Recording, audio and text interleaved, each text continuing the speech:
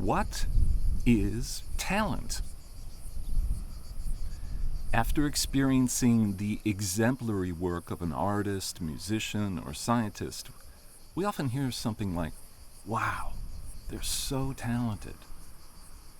But what does this mean exactly?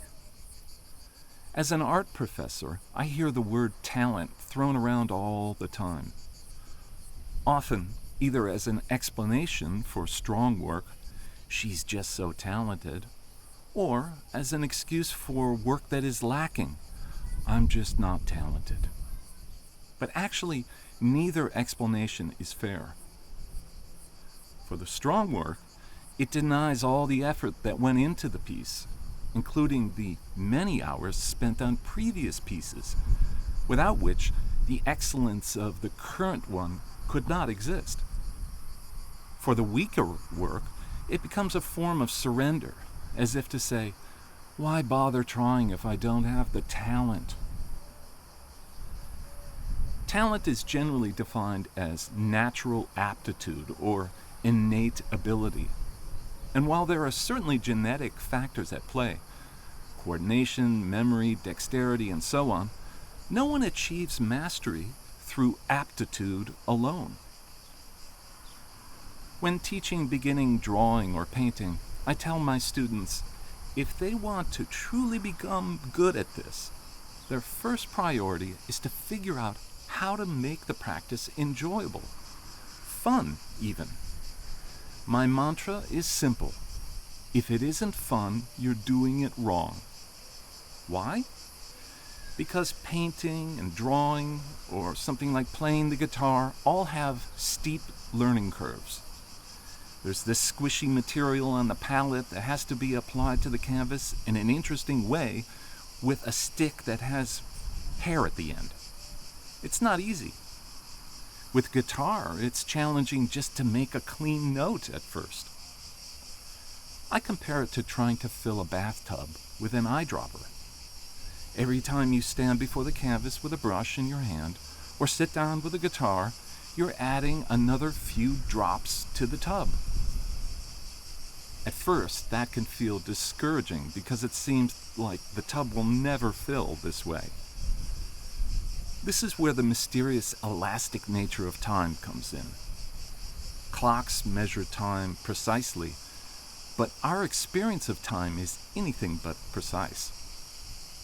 An hour at the beach seems to pass much faster than an hour at the dentist.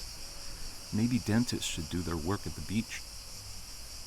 If your practice is enjoyable, if it's something you genuinely look forward to doing, regardless of the outcome, you'll keep returning to that practice. Before long, the bathtub is filling up. That has certainly been true in my own creative life. I began drawing at the age of 4 simply because it was fun. Later, art and music became ways of navigating the challenges of life. They became forms of expression, discovery, and experimentation. Because I enjoyed returning to them, they became a continuous, unbroken creative thread from age 4 until today. A few years ago, a kid who lives in my building heard me playing guitar. He was sufficiently impressed enough that he earnestly asked me the secret to playing guitar well. My answer was this. First, get a guitar and learn how to tune it. Then, the secret is simple. Never quit. Ever. The same applies to almost any meaningful practice. If you can make it interesting, if you can make it enjoyable, you're far less likely to quit.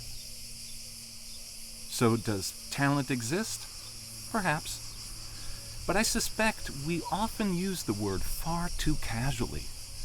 It becomes a convenient explanation for excellence while overlooking the years of curiosity, persistence, frustration, and effort that made that excellence possible. And it can also become an excuse for never beginning in the first place. The next time you're tempted to say, they're just so talented, perhaps try asking a different question, like, how did they become so good at that?